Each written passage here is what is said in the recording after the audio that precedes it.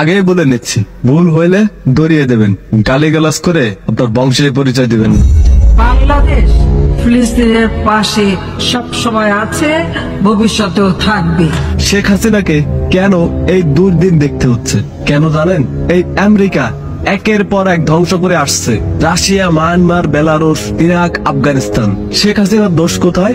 দোষ সে যেভাবে ইসরায়েলের বিরুদ্ধে কথা বলেছে। বাবা তার সন্তান, নিহত সন্তানকে নিয়ে পিতা। ফিলিস্তিনের জনগণের অধিকার আদায়ের লক্ষ্যে আমাদের প্রচেষ্টা অব্যাহত থাকবে। বাংলাদেশ ফিলিস্তিনের পাশে সব সময় আছে, ভবিষ্যতেও থাকবে।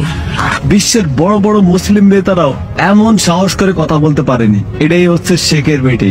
বাংলাদেশেও তো বিএনপি থেকে শুরু করে অনেক ইসলামিক নেতারা ছিল, তারাও কখনো ফিলিস্তিনের পক্ষে কথা বলেনি। ইন্টারনেট ঘেটে, গুগল ঘেটে তাদের একটা ভিডিও কিনে পেলাম না। একমাত্র শেখ হাসিনা ছাড়া কেউ কথা বলেনি। বিশ্বের যেখানে গেছে সেখানে ফিলিস্তিনের পক্ষে কথা বলছে। About Gaza, we always against any genocide. What is happening in Gaza, I feel it's a genocide, so we never support it. The Gaza people, Palestinian people, they have the right to live. আর এটাই মনে হয় তার সবচাইতে বড় দোষ।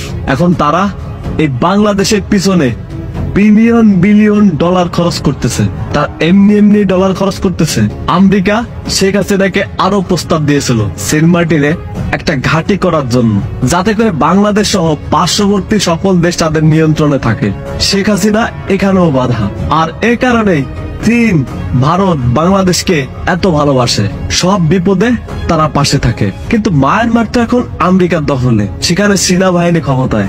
আর এই মায়ানমারকে দিয়ে বাংলাদেশে একটা যুদ্ধ লাগিয়ে সেন্ট মার্টিন দখলের পায়তারা করতেছিল, যেখানে দেখুন চীন, ভারত, পাকিস্তান তারা একে অপরের চিরশত্রু। এই বাংলাদেশ এই সবাইকে এক করেছে, আর সেটা হয়েছে একমাত্র শেখ হাসিনার কারণে। এখানেও ব্যর্থ।